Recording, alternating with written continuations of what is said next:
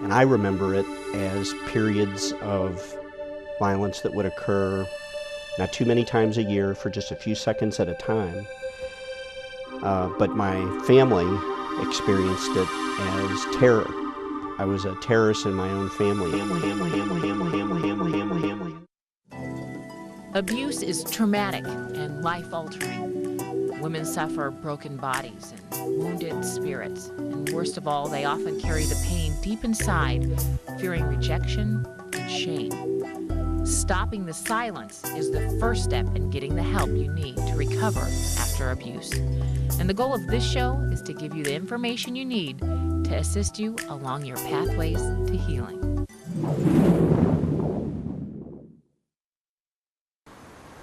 Whenever we talk about violence against women, the focus is usually on the victim.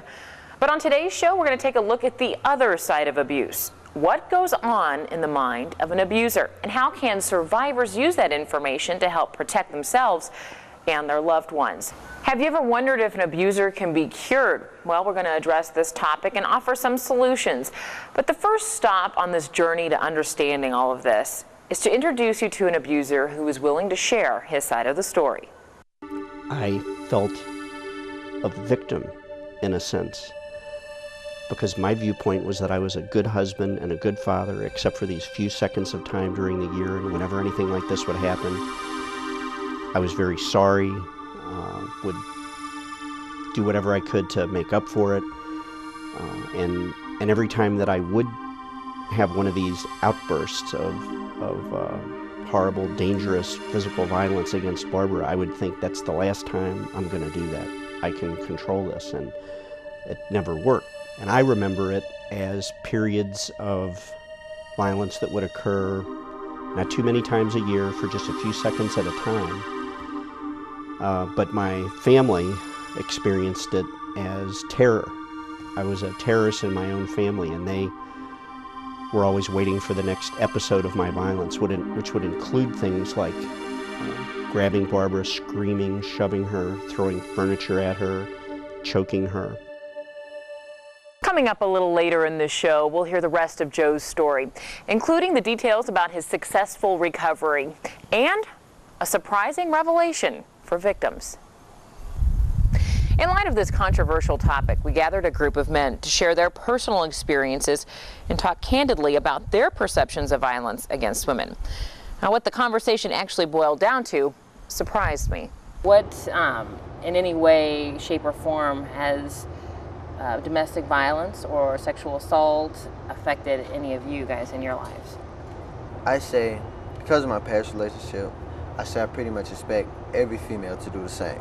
So I get in this relationship that I'm in now, and I get the perfect little angel, and I'm expecting her like, okay, well, if I do this, maybe she's gonna scratch me or swing on me, or, you know, but I mean, it's like, it's more of an addiction now.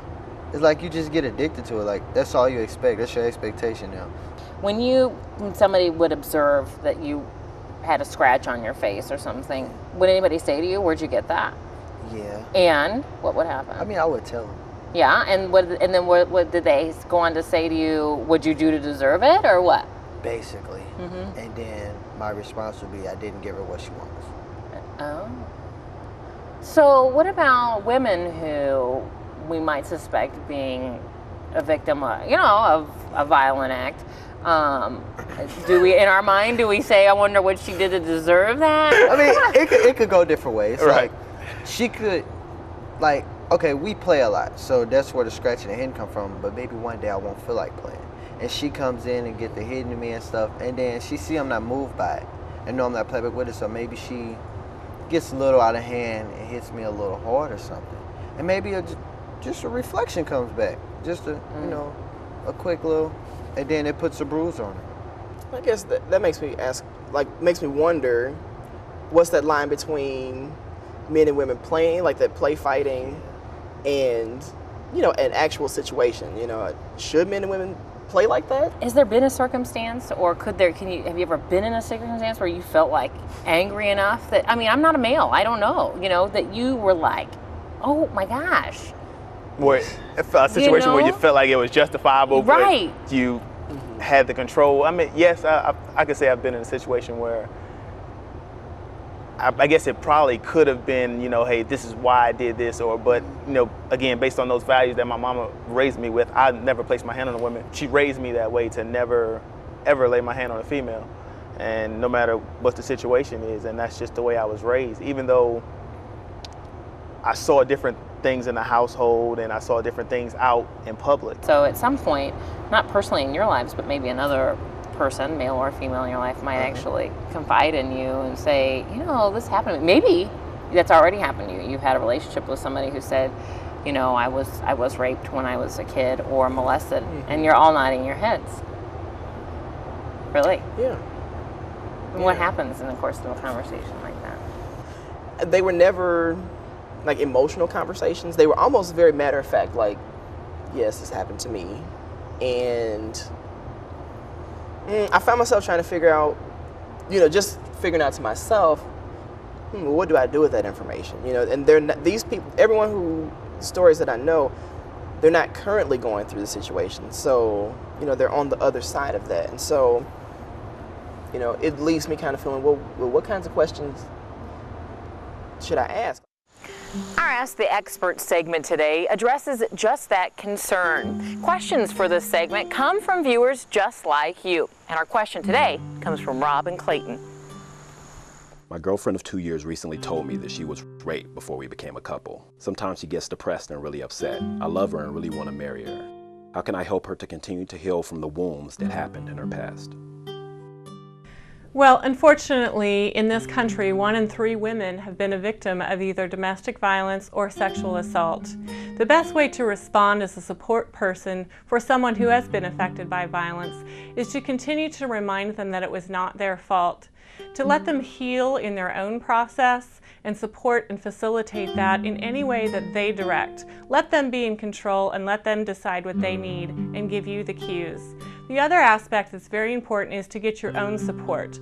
It's important to become informed and be knowledgeable about what it means to be a support person to a victim of violence. For more information, contact RAVEN, which is Rape and Violence and Now. With all that we see and hear in the media, in our neighborhoods, or from our family and friends, there's a lot of myths floating around out there, and that's why we're going to take a moment now to set the record straight. Most sexual assault offenders are African American men. Well, we know that that's a pretty common myth, oftentimes perpetuated by the media. The statistics actually show that most sexual assaults are what we call intraracial assaults, which is where people of the same ethnicity or racial groups perpetuate against one another. Whenever there's violence in the family, all of the family members are participating in the dynamic. Therefore, all must change in order for the violence to stop. The problem is when domestic violence takes place, it is only the perpetrator's responsibility. What we need to start doing as a community is to hold perpetrators accountable for the violence, understanding that no one can prevent the violence if he's not ready to stop. Domestic violence occurs only in poor, uneducated, and minority families. The truth is, domestic violence knows no socioeconomic background, it knows no race, ethnicity, or gender. The vast majority of survivors who do seek services might happen to be from lower socioeconomic communities, but many times that's because they lack the resources to go other places. If a man doesn't use a weapon, it's not rape. Well, we know that this is a very common myth. We know that the vast majority of sexual assaults that take place, roughly 75% of what we call acquaintance rapes, which is where the survivor actually knows the perpetrator. In the vast majority of those cases, the perpetrator does not use a weapon, it's just coercion.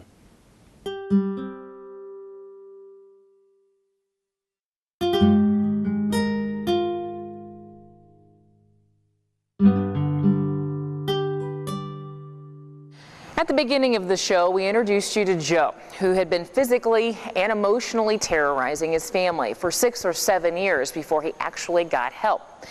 After years of group therapy through an organization called RAVEN, which is an abuse prevention program, he's now celebrating the success of his marriage, and he's helping men just like him by becoming a co-facilitator for RAVEN.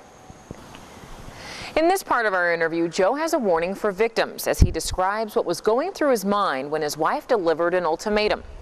Either get help or she was going to take the kids and leave. And the thought of losing my family would have been like losing my identity, and I wouldn't have any reason to live. And I thought about killing myself. And then I thought about how horrible that would be for my children, who were 10 and 12 at the time, and that they'd have to grow up with a father that committed suicide.